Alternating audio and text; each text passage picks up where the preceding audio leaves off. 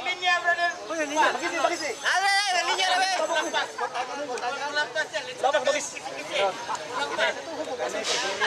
Ang mulapas, ang mugise. Sama na, basketball court. Butangan na tunga. Okay. Ang katulisan mga ito.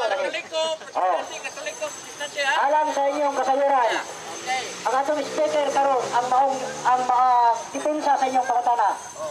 Speaker gikan sa Iglesia ni Cristo.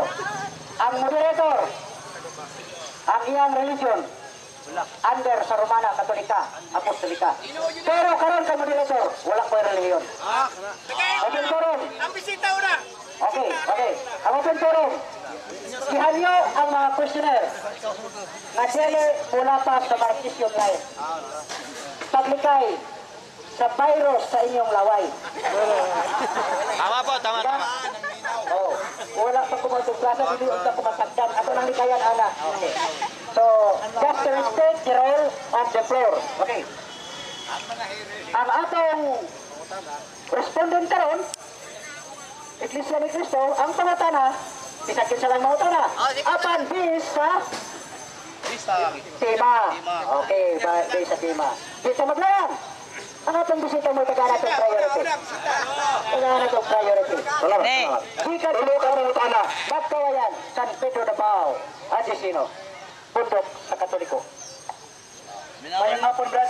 Ginaubod, boss. Pasalamat ka na ganina na nag-moderate ka na mo, bisag pareha mong stand. Salamat ko. Okay. Una na kong gitawag o pangutana, Brad. Kanina, naingon ka na ang tanong na bondis mo ang ibutang diya sa iglesia. Sakto? 12:13 sa unang Korinto. Okay. Nabo mo sakop din sa inyong iglesia ng mga bata o mga masuso? Nasakop sila sa Webunyan? Ang sabi, Brad? Nasakop ba sila sa Webunyan?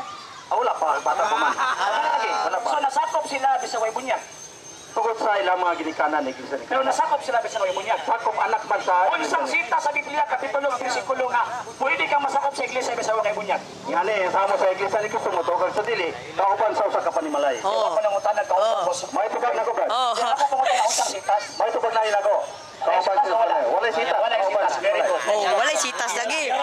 Walay sitas. Uy, walay sitas ba? Walay sitas. Wala lagi sitas lagi. Tanpatuan o tawag anak o payagan ng bautismuhan. Kung yung wag ito ni Mr. Ramos Tumina. Okay. Kanang term katawan o yung kanang ritual na sa tao. Okay. O yung bukan na ang bata tao. Okay. So o yung bukan na ang bata bunyagan. Wala, yung kasulat.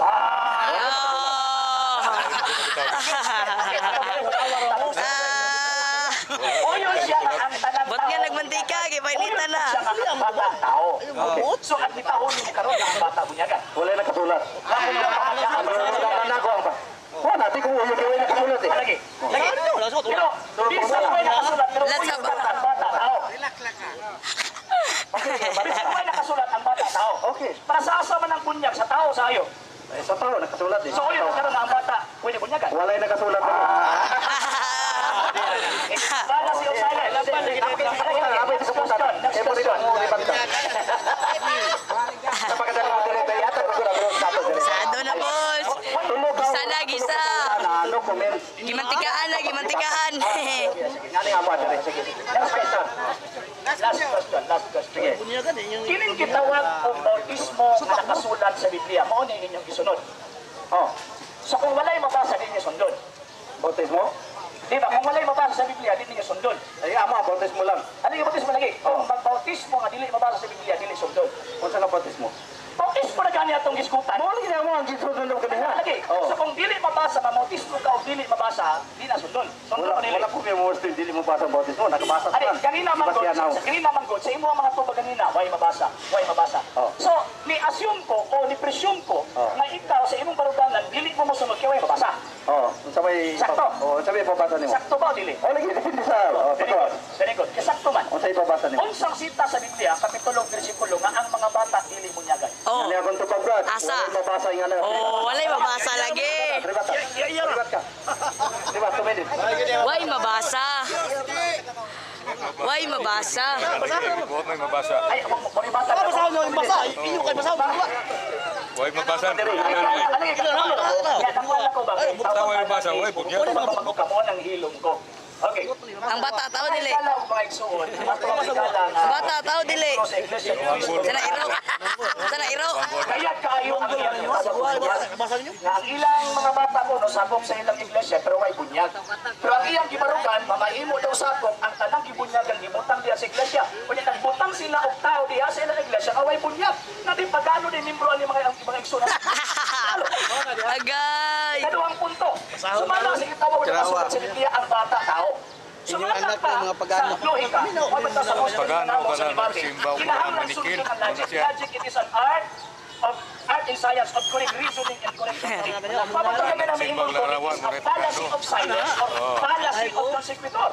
Kami masimba mi anda wala man mingon. Amahan na mo naka sa tatuan ngon mo amahan na mo naka sa langit. Sagot ka. Kasama pagkaali, ang kisulat sa Mateo 18:19 kag giparugan sa kunikala sa mga tawag ng membro sa Iglesia ng Cristo Manalo. Nagpamatuod siya ang bunyag alas sa nagkatawan. Niya sumala pa niya matudluan ko no. Ang putang tingala ko ani pareha sila ni Mr. Bacos ang labay nila. Agay. Matudluan. Hindi lang kita makatudlo. Ang makatudlo ang Diyos. Oh. Gisa na pod mo, gisa. Sado na pod. Naghatag ng mga punto ni Krista. Sumala pa nila. Yung paminahon, sila ang gatuman sa Biblia.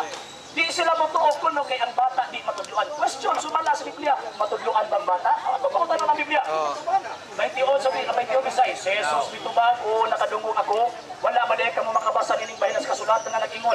Ang mga bata o mga masuso, ibansay mo sa paghalad sa hingpit na bagay. Ibansay ito. Bansay pala yung tudluan. Ang bata ba? Punyagan kayo yung pasto? Bansay pala yung tudluan. Bansay pala yung tudluan. Ay. Pamate, mga bata na natuog ka na ko! Biblia ni mo na ay pagtuo. Gisa na. Tingog ba, tingog? Ng mga mayubiton ng mga tao. Pero ni kung sila na sila Biblia. Unsa may tawag ni Abdo mga tao nga mayubiton ng Biblia? Tingog. Wala na, alam mo. Ayay, nanapod. Sa kalibutan, isuginla na kamo nga mo ani ang mga kaaway ni Kristo o anian na karon ang dagang mga kaaway ni Kristo. Busa masiguro nga tulay lagay na tapusan. Kining mga tawhana dili tinuod nga sakop sa atong pundo. Busa na mulag sila kanato. Kung inuod pang ato sila magkauban, magpabilin to sila kanato. Apan namiya sila aron mailagayod na sila dili kauban nato.